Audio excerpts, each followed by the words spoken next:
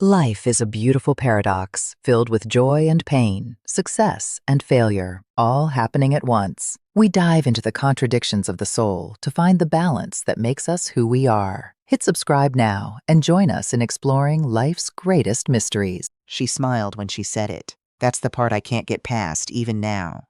She looked me dead in the eye, smiled like I just complimented her hair, and said, "This isn't really your kitchen anymore, is it?" I was standing at my own stove. In my own house, the house I'd lived in for 31 years. I didn't scream. I didn't cry. I set down my wooden spoon, wiped my hands on my apron, and walked out to the back porch.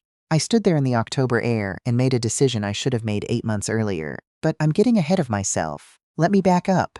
My husband passed 4 years ago. Coronary. Fast, the doctor said, like that was supposed to be a comfort. One Tuesday, he was complaining the lawnmower was making a rattling noise, and by Thursday, he was gone. 41 years of marriage, and it ended on a Thursday afternoon in a hospital parking garage because I couldn't find a space and I was 3 minutes late. I don't talk about that part much. What I will say is that he left me the house, our house, and enough between his pension and what I'd saved from 30 years as a school librarian that I wasn't going to want for anything. I had my garden. I had my book club. I had my church friends and my neighbor Dolly across the street who brought me soup that first winter without being asked. I was not drowning, I was learning to float.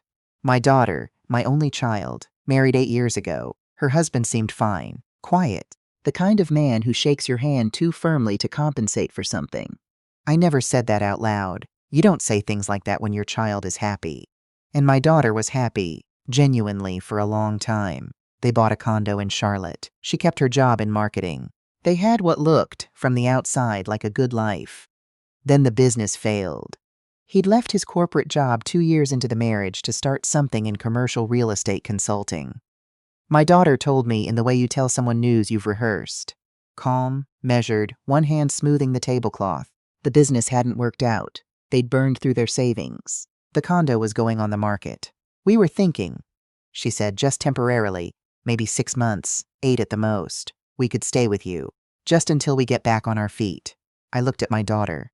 She's 53 now, but in that moment she looked exactly like she did at 19, asking if she could borrow my car for the weekend and not come back until Monday. I never could say no to that face. Of course, I said. This house is too big for just me anyway. I meant it. I genuinely meant it. They arrived on a Saturday in February with a moving truck that I was not expecting. I'd assumed suitcases. 2, maybe 3 trips from a sedan. Not a truck. Not furniture. My son-in-law walked in directing 2 hired movers like he was settling into a place he'd already mentally redecorated. I told myself it was just the stress of the move. The embarrassment of needing help. Men like him don't do well needing help. I'd learned that. The first month was fine, mostly. My daughter cooked on Sundays. We ate together at the dining room table. My son-in-law was quiet in the way he always was, but polite enough. He thanked me for dinner. He said "excuse me" when he passed in the hallway. The second month, things started to shift. It started with the den. I came downstairs one morning to find my reading chair, a wingback I'd had since 1987, the one my husband used to fall asleep in watching the evening news, pushed into the corner. A large sectional sofa had appeared, new, dark gray. It took up most of the room. I stood in the doorway for a long moment. My daughter came in behind me with coffee. "We had it in storage," she said. "I thought it would be nice to have more seating, for when people come over." I wanted to ask whose people, exactly. But I didn't. I said, "It's a nice couch, not the first problem." The first mistake. There's a difference. Because when you let the couch go, you've established something. You've shown them where the line is, and the line is further back than they thought. And then they take one more step. The next thing was the wall in the hallway. I had photographs going up the staircase, a whole gallery of them. My husband and me on our honeymoon in the Outer Banks. My daughter's first day of kindergarten, gap-toothed and squinting in the sun. A black and white print I'd found at an antique market in Asheville, a barn in winter that I'd always loved. One afternoon I came home from my book club and the barn print was gone. In its place was a large abstract canvas, orange and gray, that I'd never seen before. I found my daughter in the kitchen. I kept my voice very even. "What happened to the barn print?" "Oh, it's in the guest closet. I thought this piece would look better with the light in the hallway. Don't you think it does?" It was already hung, already done. I was being asked to agree with a decision that had been made without me. Please put my print back, I said. She put it back. But the way she did it, sighing, a little wounded, like I was being unreasonable, that told me something. I started a notebook around that time, just a small one, brown cover, that I kept in my bedside drawer. I wrote down dates, what was moved, what was said, what I did in response, not because I was planning anything, mostly because I needed somewhere to put it. If I didn't write it down, I'd lie awake rearranging it in my head all night. March 14. Den furniture replaced without asking. March 29. Barn print removed from hallway. April 2. Found my good serving dishes in the back of a cabinet, replaced in the front with their thing. The notebook filled up faster than I expected. The hardest entry to write was the one about the rose garden. My husband planted it the spring after we moved in. He was not a gardener by nature. That was always more my territory. But he'd read somewhere that climbing roses were good for property value, and he'd decided to do something about the fence line. He spent 2 weekends out there, sunburned and proud of himself in a way that was genuinely sweet. We had 7 bushes by the end, all along the back fence. Every June they bloomed pink and white, and I thought of him every single time. I came home one afternoon in late April to find them gone. All 7. Dug out, root and all. The soil turned over like nothing had ever been there. My son-in-law was on the back porch with a glass of iced tea, looking at his phone. "What happened to the roses?" I asked. My voice came out quieter than I intended. He looked up. "They were blocking the light to the patio. We want to put some furniture out here this summer. It'll be a better use of the space." I looked at the turned-over soil for a long time. He had not asked. He had not mentioned it. He had taken a shovel to 31 years of memory on a Tuesday afternoon and considered it a home improvement. I went inside. I sat at the kitchen table. I put my hands flat on the surface and I breathed. My daughter came in a few minutes later. She looked at my face and I could see her calculating whether to address it or let it go. "He thought it would be a nice surprise," she said. "We can plant something else, Mom. Something prettier. Those were your father's roses," I said. She was quiet for a moment. "I know, I'm sorry. He didn't realize." I wrote it in the notebook. April 23. Rose garden removed. No consultation. I did not kick them out that day. I want to be honest about that. I want to be honest about why, too, because people will hear this story and ask how I let it go so far. And they deserve an honest answer. I let it go because she was my daughter. Because I remembered her at 7 years old, crying over a scraped knee. And I'd have done anything in the world to stop that crying. Because I told myself he was stressed and humiliated and acting out. And that it would pass once they got settled. Because I was 67 years old, and I was afraid of being alone, and I did not want to be the kind of mother who puts her child out. I know how that sounds. I know what you're thinking right now. I was thinking it too, somewhere underneath the part that kept making excuses. The money started in May. My son-in-law came to me, just him, not my daughter, which should have told me something, and asked if they could borrow money to cover some outstanding debts.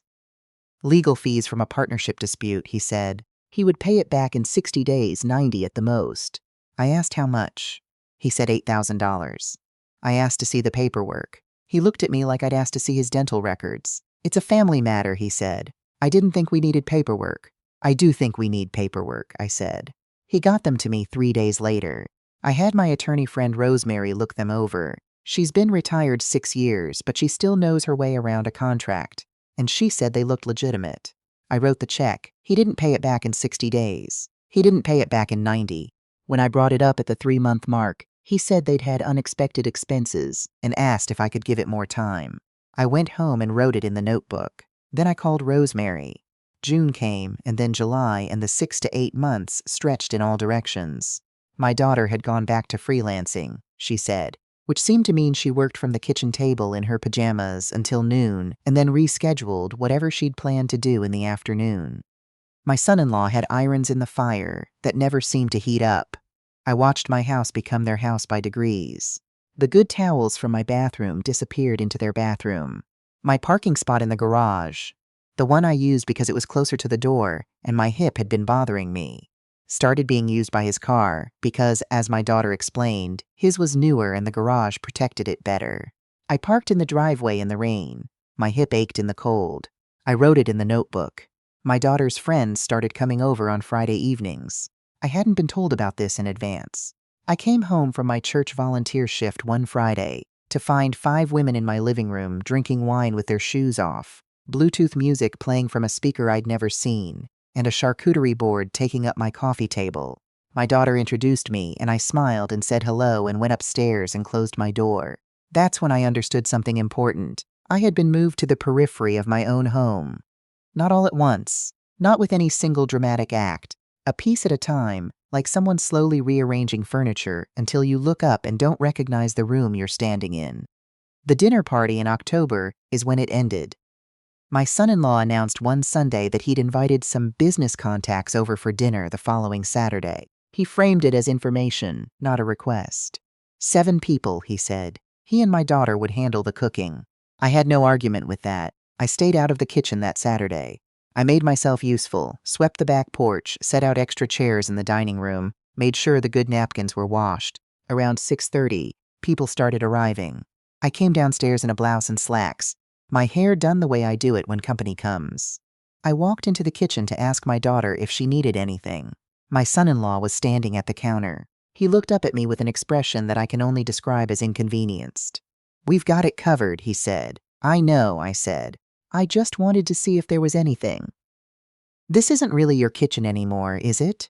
He said it the way you say something you've been thinking for a long time and have finally decided you're comfortable saying out loud.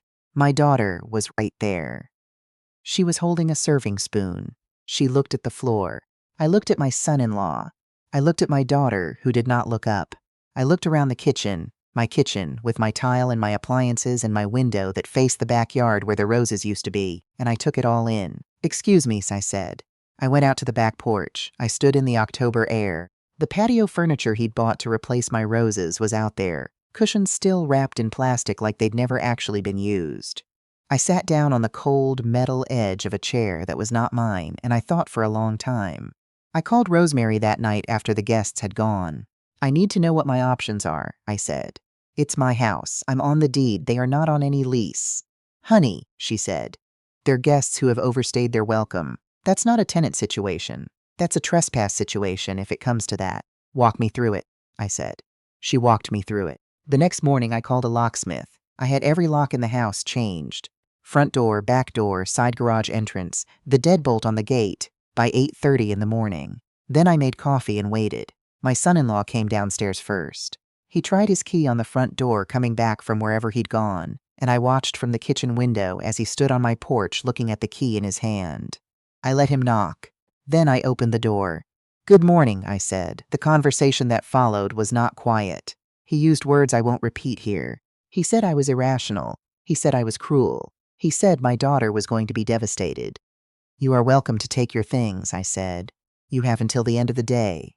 When my daughter came downstairs, she cried. I held her the way I've always held her, because she is my child and that doesn't stop just because she's hurt me. But I was clear. "You can come back," I told her. "When you're ready, you can always come back to this house." He cannot. She looked at me for a long time. "He's my husband, Mom." "I know," I said. "And this is my home." She left with him that evening. I stood on the porch and watched the car go, and I cried too, in the dark where they couldn't see me. But I didn't change my mind. The lawsuit came 3 weeks later. My son-in-law filed a claim for what he called unjust eviction and property improvements without compensation. He listed the patio furniture, his own patio furniture, as an asset he'd left behind, which I suppose it was, since I had indeed left it on the back porch. Rosemary referred me to a colleague who still practiced. We filed a countersuit. The $8,000, plus 6 months of documented expenses I'd been covering without reimbursement, plus what my attorney called unjust appropriation of shared property. The towels, the parking space, the good serving dishes. It sounds small, itemized. It wasn't small. We had the notebook. I had dates. I had photographs I'd started taking in March, when something told me to start taking them. I had a photograph of the back fence where the roses had been, taken the day he removed them, with the timestamp in the corner. His attorney withdrew the claim before the hearing date. The settlement covered the original $8,000 and the additional expenses. Not everything, but enough to matter. More than the money, though, it was the acknowledgement, in writing, that the house was mine, the decisions were mine, and what had happened had not been acceptable. My daughter called me the following spring. She and her husband had separated. She didn't say it directly. She said they were figuring things out, and she was staying with a friend in Durham. But I knew what it meant. We had lunch in May. Just the two of us, at a diner in Greensboro we'd been going to since she was in high school. She ordered a grilled cheese, which she always does when she's working something out. I ordered my usual.